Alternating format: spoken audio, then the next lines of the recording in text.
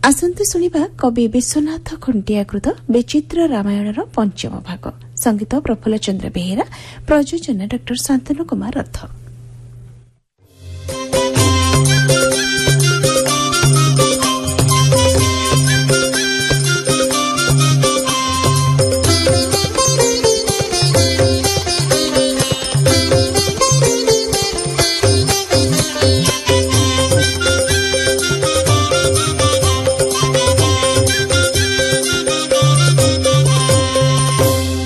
पूर्व अध्याय रे वेदवती कन्या को हरण करिथिबा हेतु से कन्या रावण को अभिशाप देइछि।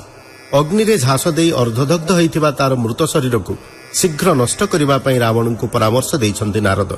रावण से वेदवती कन्यार शव को आनी मंदोदरी को प्रदान करिछि ता मांस रे व्यंजन प्रस्तुत करिबा पई। सेठी पुणी नारद पहुंची से शव को समुद्र रे भसई देबा पई मंदोदरी को परामर्श देइछन्ति। दक्षिण समुद्र कूल रे लागि माटी तळे पोती हिथिबा से शव पेटिका को खोली बाहर करिबा पई मेनका राजा जनकंकु कही स्वर्ग को यात्रा करिसंती। एहा परे जनक सीतांकु पाइछंती। एपटे दुर्भिक्ष पीड़ित चंपावतीपुर को ऋष्य शृंगଙ୍କ आगमन सहित शेष होउछि आद्य कांडर 23 छांद।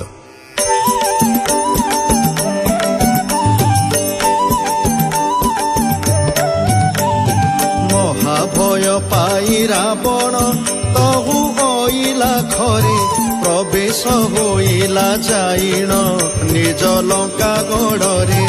एसन समय नारद लंके हेले प्रवेश रावण को चाहि बोलंती सुन विश्रवाशिष्य।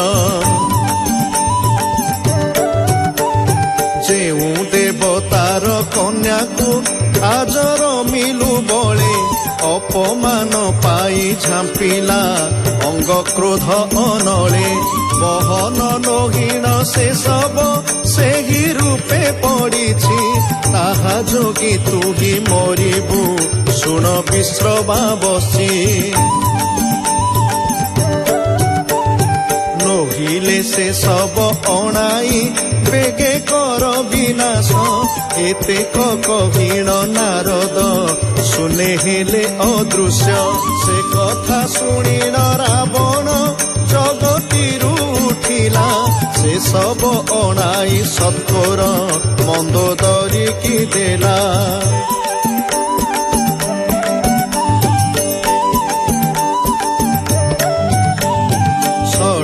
से एहा व्यंजन हर गो प्राण सगी एते करी तहु विजय कला कलंक साई।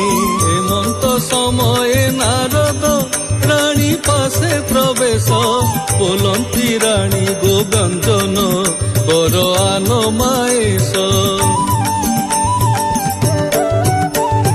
ए सब नेईन समुद्र जले दियो भसाई तांको आज्ञा प्रतिपालिला मंदोदरी सुमुही। दक्षिण समुद्र कूଳରେ सेई लागियो छई लंगल द्वारा से स्थान को चाष कर तू जाई। अवश्य कुमारी प्राप्त आज होइब तोते विक्रम कहई मेनका कही गला तोरीते।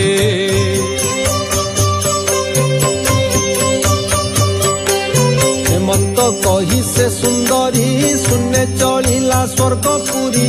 शुणिन जनक आनंद चक्षु जे सने पाए अंध हर से सेठारु चलिले निज राज्य रे प्रवेशिले। पात्र मंत्री की घेनी संगे चलिले जनक सरागे सफल काम हेबा पाई संकेत स्थाने हेले जाई।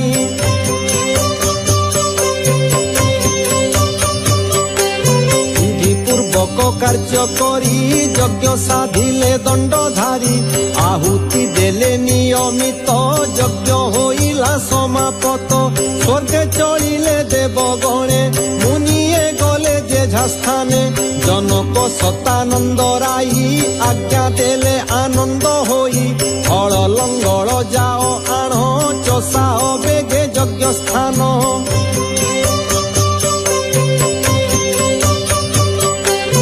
आज्ञा ପାଇଣ ସତାନନ୍ଦ ଚଷିଲେ ଯଜ୍ଞ ଭୂମି ସ୍ଥାନ ଚଷିଲା ମାତ୍ରେ ଫାଳ ମୁନେ ବାହାର ମଞ୍ଜୁଷା ତକ୍ଷଣେ ବେଗେ ସେ ମଞ୍ଜୁଷା ମେଲାଇ ଚାହାନ୍ତି ଏକ ମୁଖ ହୋଇ ଦଗଧ ହେମ ପ୍ରାୟ କାନ୍ତି ଶରଦ ଶଶୀ ମୁଖ ଜ୍ୟୋତି ଦେଖିଣ ଜନକ ହରସ ଘେନି ଚଳିଲେ ନିଜ ଦେଶ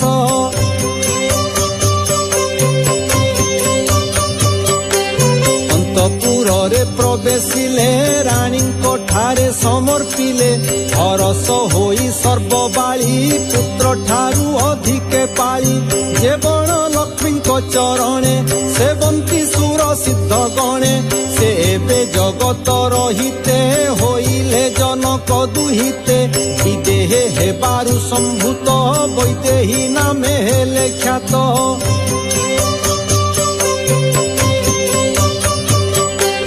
ଜନକ କୁମାରୀ ନିମନ୍ତେ ଜାନକୀ ବୋଲନ୍ତି ଜଗତେ ମିଥିଳା ରାଜାଙ୍କ ଦୁଲାଳି ତେଣୁ ଯେ ନାମ ମୈଥିଳୀ ଜନନୀ ତାଙ୍କର ପୃଥିବୀ ତେଣୁ ନାମ ଅଟେ ପାର୍ଥବୀ ଶରୀର ଯୋଜନେ ବାସଇ ତେଣୁ ଯୋଜନ ଗନ୍ଧା ସେହି ଲଙ୍ଗଳ ମୁନରୁ ବାହାର ହେବାରୁ ସୀତା ନାମ ତାର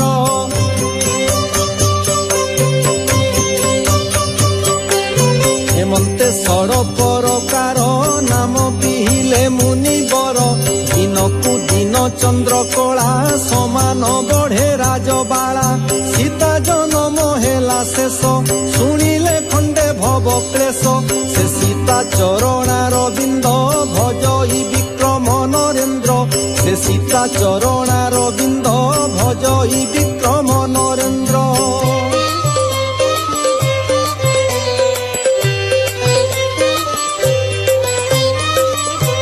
ଏଥି ଉତ୍ତାରୁ ବାଲ୍ମୀକି ନାମେ ମହାଜତି ରାମାୟଣ ଆଦ୍ୟ ଲୀଳା ଯାହା କହିଛନ୍ତି ସାମବେଦୁ ସଂଭୂତ ଅମୃତମୟ ରସ ଶୁଣନ୍ତି ପାର୍ବତୀ ଦେବୀ କହନ୍ତି ମହେଶ ବ୍ରତ ଖଣ୍ଡ ମଧ୍ୟରେ ଅଯୋଧ୍ୟା ନାମେ ପୁର ଅଜସୁତ ଦଶରଥ ତହି ଦଣ୍ଡଧର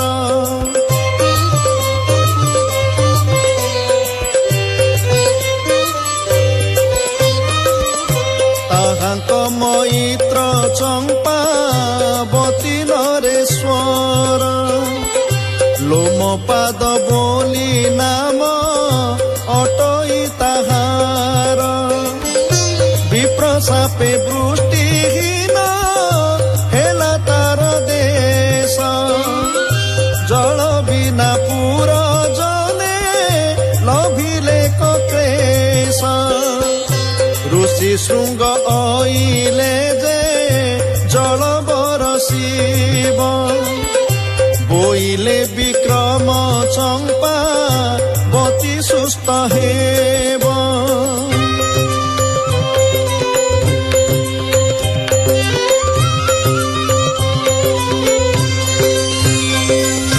ପାର୍ବତୀ ବୋଲନ୍ତି ମୋତେ କହ ହେ ଧୂର୍ଜଟି ଯେ ବଣ ଦୋଷରୁ ଇନ୍ଦ୍ର ନ କଲା କବୃଷ୍ଟି ଚମ୍ପାବତୀ ଦେଶର କେଉଁ ଦୋଷ କଲା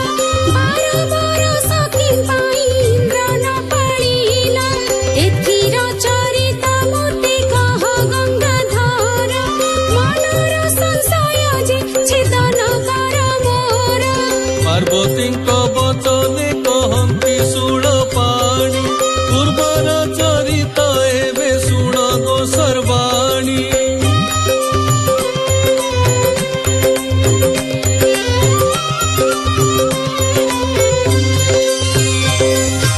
ଏକ ଦିନେ ଲୋମପାଦ ବ୍ରାହ୍ମଣଙ୍କୁ ଆଣି ବରୁଦାନ ଦେଲା ଯେ ତାହାଙ୍କ ମନ ଜାଣି ଗାବ ଘେନି ଦିଜ ଗଣେ ଗଲେ ନିଜ ଘର ଏ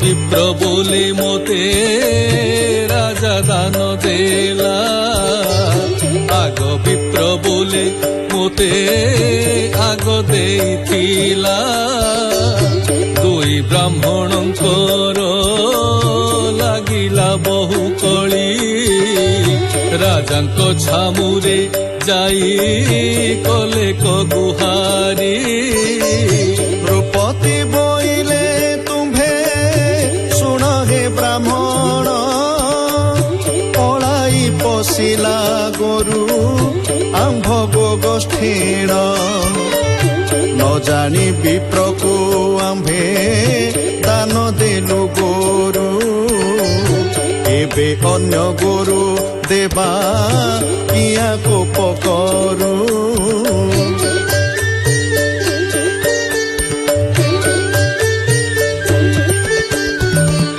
ब्राह्मण बोइला नेबी सेही गोरु मोर आगे देई पछे हरु केउ धर्म तोर एबे तु मोर साप खेन महिपाल तोर राज्य वृष्टि न करिब आखंडल 12 वर्ष जाए राज्य हेब अपालक अन्न न पाइन जे मरिबे सर्वलोक एते कही ब्राह्मण जे गला निज घर पछे पछे गोड़ाइब लई नृप बर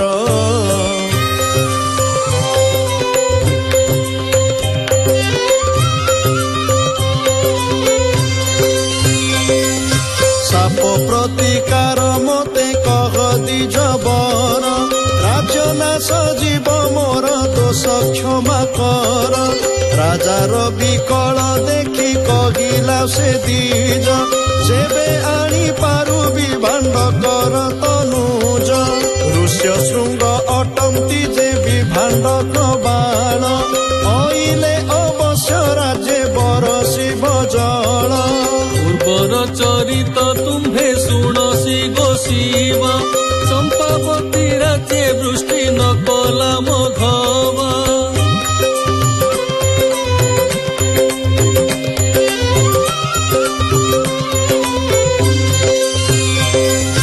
जहुआ कूल होइले राज्यर परजा पूर्व कथा चितेइला लोमपाद राजा मनरे अति भावना होइला ताहार के आनिब विभाण्ड करू शिर कुमार ऋष्य शृंग अइले होइब जल वृष्टि विक्रम नरेन्द्र कहे रक्षा हेब सृष्टि